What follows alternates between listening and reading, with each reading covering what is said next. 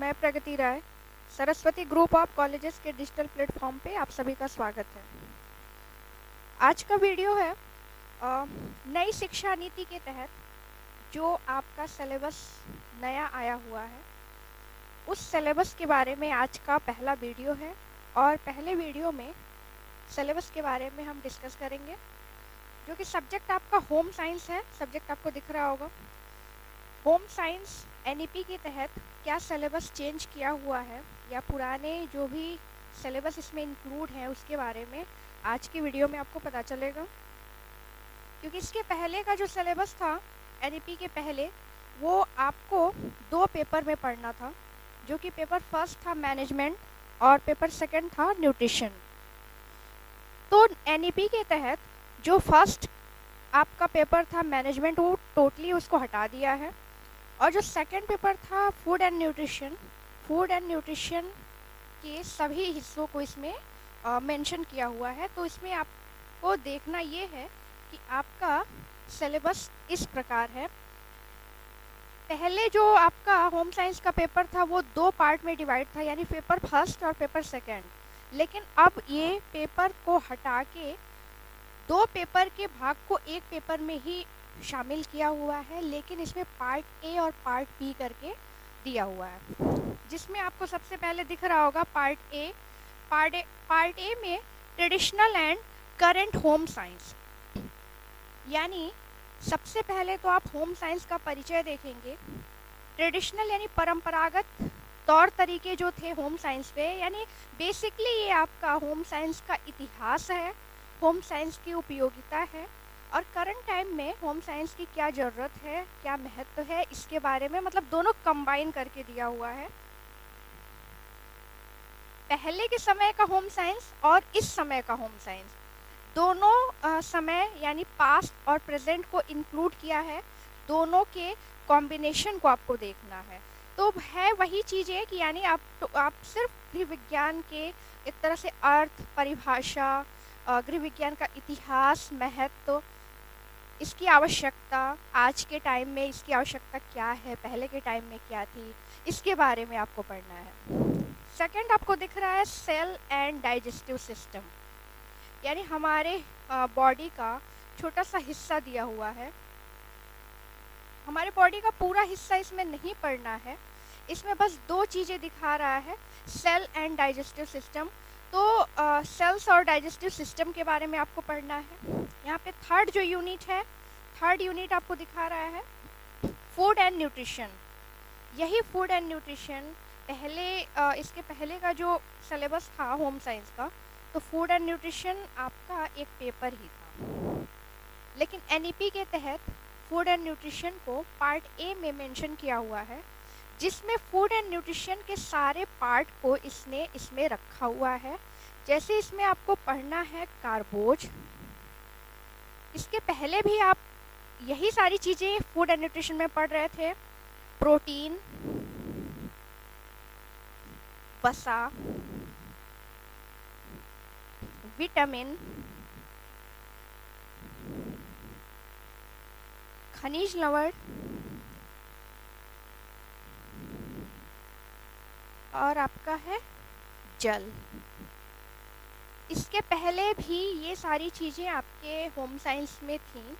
अब जैसे कार्बोज को पढ़ना है तो कार्बोज के प्राप्ति के स्रोत, कार्बोज के फंक्शन, यानी हमारे बॉडी में कार्बोज के क्या कार्य हैं, कार्बोज की अधिकता से होने वाले रोग, यानी हमारे शरीर में अगर कार्बोज की अधिकता हो जा रही है तो उसके क्या इफ़ेक्ट देखने को मिल रहे हैं, कार्बोज की कमी से होने वाले रोग, यानी हमारे शरीर में कार्बोज की कमी के क्या लक्षण देखने को मिल रहे हैं। इसके अलावा पाचन, यानी कार्बोज का पाचन, अवशोषण और चयापचय,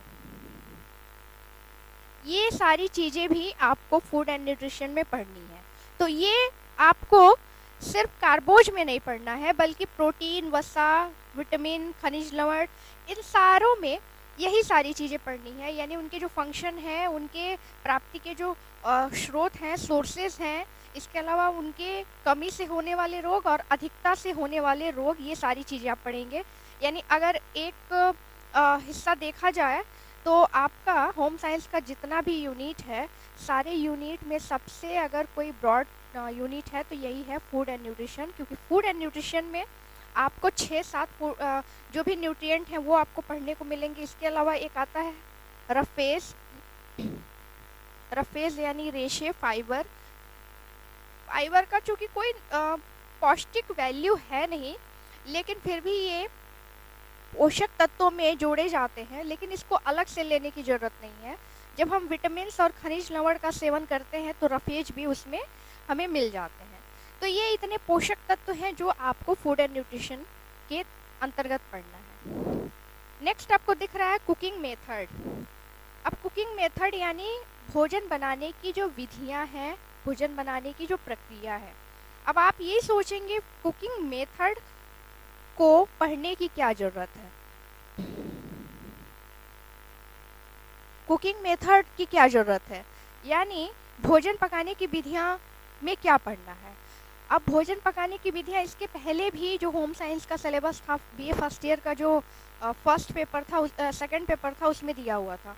भोजन बनाने की विधियां इसलिए ज़रूरी हैं क्योंकि अगर हम सही टेक्निक से भोजन नहीं बनाएंगे तो भोजन की जो पौष्टिकता है वो ख़त्म हो जाएगी, प्लस भोजन का जो स्वाद है वो ख़त्म हो जाएगा, या फिर उसका जो गंध है उसमें अंतर देखने को मिलेगा।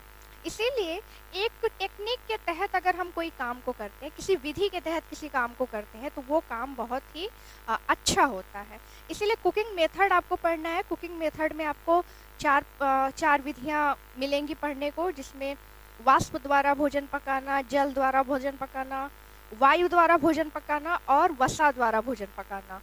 तो ये है कुकिंग मेथड, यानी इस तरीके से भोजन पकाना, इन विधियों से भोजन पकाना जिससे भोजन की पौष्टिकता भी बरकरार रहे, साथ में उसके रंग, स्वाद और गंध में भी कोई अंतर देखने को ना मिले। ये आपका पार्ट ए था। पार्ट ए में 4 यूनिट थे जो कि आपके बॉडी से रिलेटेड है। अब नेक्स्ट पार्ट है आपका पार्ट बी। पार्ट बी का नाम दिया हुआ है यहाँ पे ह्यूमन डेवलपमेंट, यानी मानव विकास।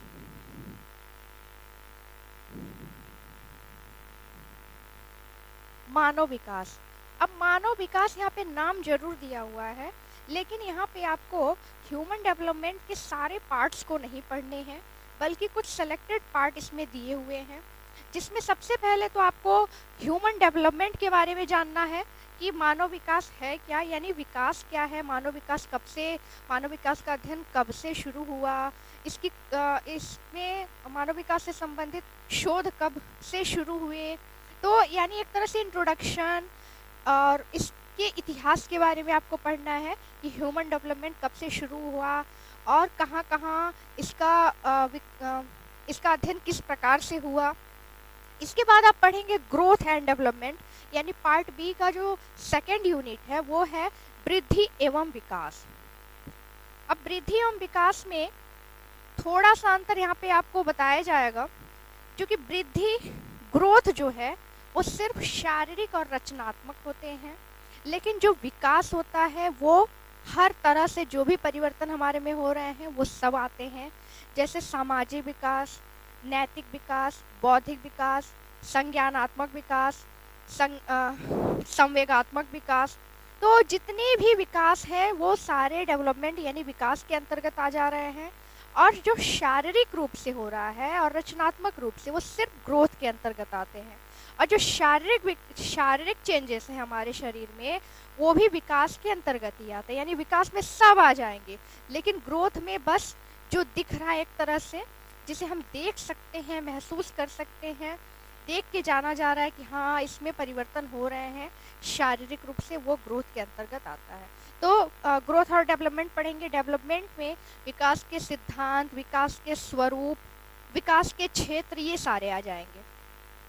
नेक्स्ट यूनिट आपको दिख रहा है पेरेंटल डेवलपमेंट, यानी यहाँ से शुरू होता है अब नए जीव का आरंभ हो रहा है, यानी एक लेडी प्रेग्नेंट होने के पहले किस तरह से उसमें परिवर्तन हो रहे हैं, प्रेग्नेंट होने के बाद किस तरह से उनमें परिवर्तन हो रहे हैं उसके बारे में आपको पढ़ना है। यानी पेरेंट बनना है उन्हें फ्यूचर में, या फिर उनके शरीर में परिवर्तन हुआ है, कॉन्सेप्शन हुआ है। कॉन्सेप्शन यानी यहाँ पे दिख रहा है आपको, इसको बोलते हैं गर्भाधान।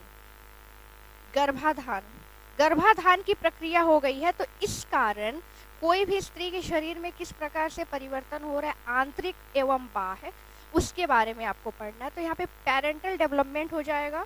फिर है उसके नीचे ही आपको दिख रहा है कॉन्सेप्शन, यानी इसको बोलते हैं गर्भाधान। गर्भाधान के अलावा आपको पढ़ना है प्रेगनेंसी एंड चाइल्ड बर्थ। यानी गर्भाधान, प्रेगनेंसी दोनों एक जैसा ही लग रहा होगा, गर्भाधान और गर्भावस्था। प्रेगनेंसी यानी गर्भावस्था, दोनों में अंतर होता है। गर्भाधान की प्रक्रिया पहले होती है, फिर गर्भावस्था उसको माना जाता है। यानी पुरुषों के शुक्राणु और स्त्रियों के अंडाणु जब निषेचित होते हैं, यानी शुक्राणु अंडाणु को निषेचित करते हैं, तो सबसे पहले गर्भाधान की प्रक्रिया होती है। और यह प्रक्रिया तभी होगी, यानी पुरुषों के शरीर में लाखों करोड़ों शुक्राणु का निर्माण होता है, स्त्रियों के शरीर में अंडाणु का निर्माण होता है जो लाखों करोड़ों की संख्या में है। इसमें से कोई एक ही स्वस्थ होता है। जब दोनों स्वस्थ आपस में मिलते हैं तो निषेचन क्रिया करते हैं। वही निषेचन क्रिया करने के बाद गर्भाधान की प्रक्रिया होती है, और जब गर्भाधान जब होता है उसके बाद ही गर्भावस्था प्रारंभ होता है। तो सबसे पहले आप गर्भाधान पढ़ेंगे, यानी वो सारी प्रक्रियाएं पढ़ेंगे, किस तरह से एक अंडाणु एक शुक्राणु को गर्भित करता है और एक स्त्री प्रेग्नेंट हो रही है। जब गर्भाधान की प्रक्रिया पूरी हो जाएगी, फिर गर्भावस्था शुरू हो रहा है, तो गर्भावस्था के लक्षण, गर्भावस्था की जो समस्याएं हैं, गर्भावस्था में शारीरिक परिवर्तन, ये सारी चीज़ें आप गर्भावस्था के अंतर्गत पढ़ेंगे। इसके अलावा गर्भावस्था में 9 महीने का एक ड्यूरेशन माना गया है, एक समय माना गया है। लेकिन ये ज़रूरी नहीं है कि जितने भी लेडी हैं सबके जो संतान जन्म ले रहे हैं वो 9 महीने में ही जन्म ले। कभी कभी कुछ शिशु 9 महीने के पहले जन्म ले लेते हैं, कभी कभी 9 महीने के बाद भी लेते हैं, लेकिन एक क्राइटेरिया माना गया है 9 मंथ। तो ऐसे में 9 महीने में जो गर्भ में शिशु है उस शिशु का विकास किस प्रकार से हो रहा है, यानी पहले महीने में कितना विकास हो रहा है, उसके किस किस अंगों का विकास हो रहा है, दूसरे महीने में क्या विकास हो रहा है, तो इन सारी चीज़ों को आप प्रेगनेंसी में पढ़ेंगे। अब प्रेगनेंसी के बाद क्या आता है, चाइल्ड बर्थ आता है, यानी शिशु का जन्म। आप शिशु के जन्म के बारे में पढ़ेंगे, यानी शिशु आगमन की तैयारी, शिशु जन्म लेने वाला है तो उसके लिए क्या तैयारी होनी चाहिए, किन किन चीज़ों का आप ध्यान रखेंगे, ये सारी चीज़ें आपके चाइल्ड बर्थ में आ जाएंगी। नेक्स्ट आपको दिखा रहा है टाइप ऑफ डिलीवरी। अब चूँकि डिलीवरी का समय प्रेगनेंसी के बाद डिलीवरी का समय ही आएगा, तो इसमें आपको टाइप्स ऑफ डिलीवरी पढ़ने, यानी कितने प्रकार के डिलीवरी होते हैं, बच्चे का जन्म कितने प्रकार से होता है।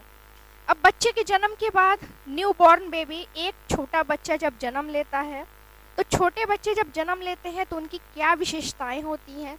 विशेषताओं का मतलब हर एक एज ग्रुप की एक अपनी विशेषता है। तो जो न्यू बॉर्न बेबी है, यानी नवजात शिशु,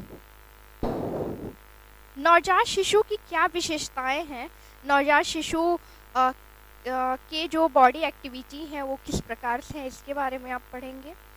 फिर आगे नेक्स्ट चलते हैं।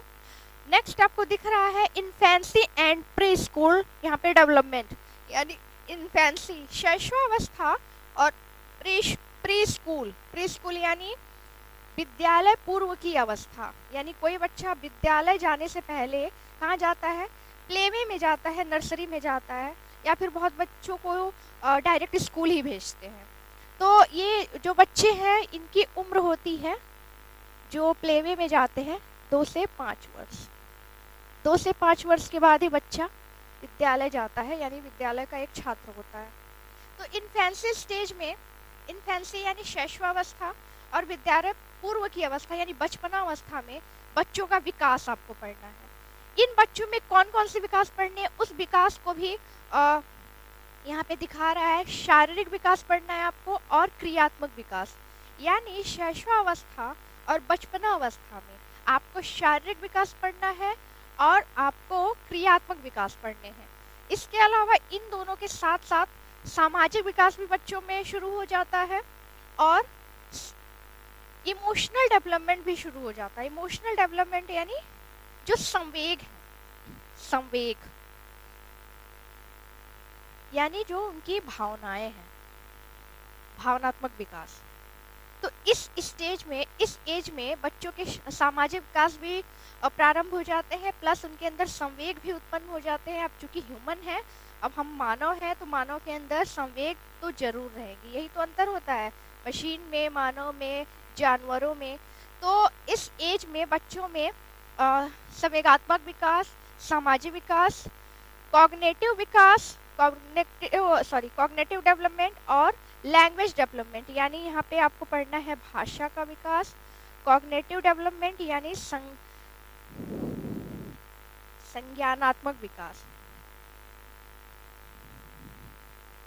संज्ञानात्मक विकास।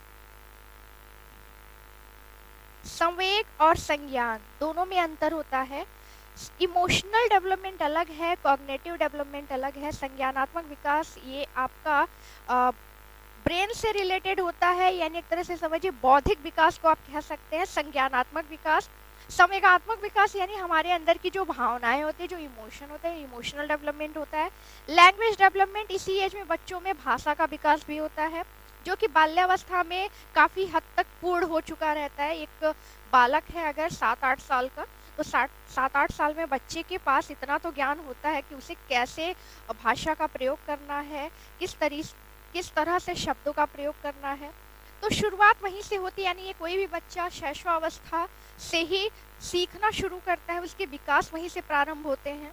तो शैशवावस्था से बचपनावस्था तक को ही आपको पढ़ना है, क्योंकि के सिलेबस में इतना ही दिया हुआ है फर्स्ट सेमेस्टर में।